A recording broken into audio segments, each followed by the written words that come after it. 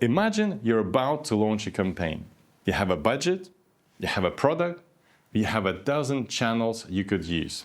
And your team asks, so, what do we do first? Here is the uncomfortable truth.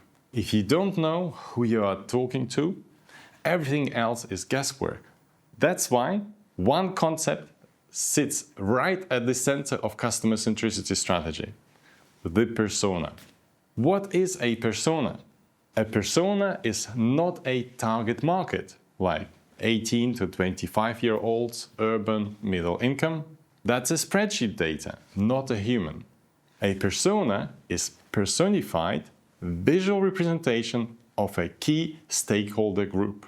It can be developed through market research data, but also through science fiction prototyping for more futuristic products and services, for example.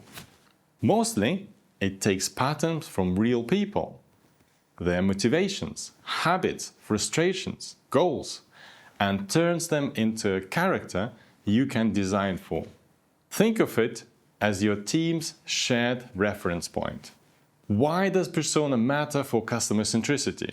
Customer centricity sounds simple. Put the customer first. But in practice, teams get stuck on questions like, who exactly are we targeting?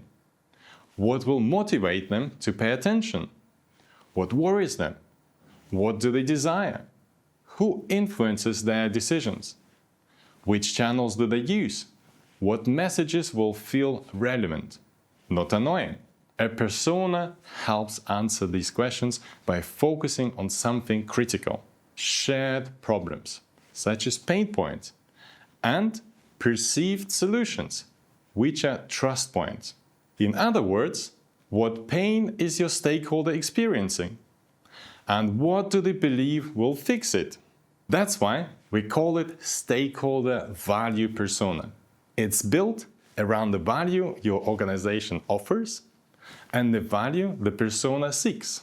It prevents personas from becoming either too broad, with a full biography, or too narrow, which only describes one product user case. What makes a good persona? A strong persona goes beyond demographics. It includes empathy. So, a good persona typically includes pain points and corresponding trust points, a name, an image, just to make it memorable.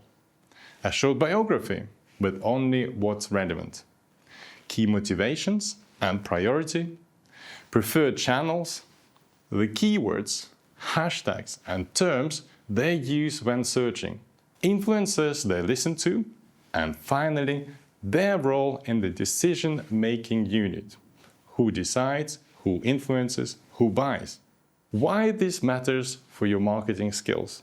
Personas are used across marketing, product and service design, and even systems development, because they help different teams align around the same human reality.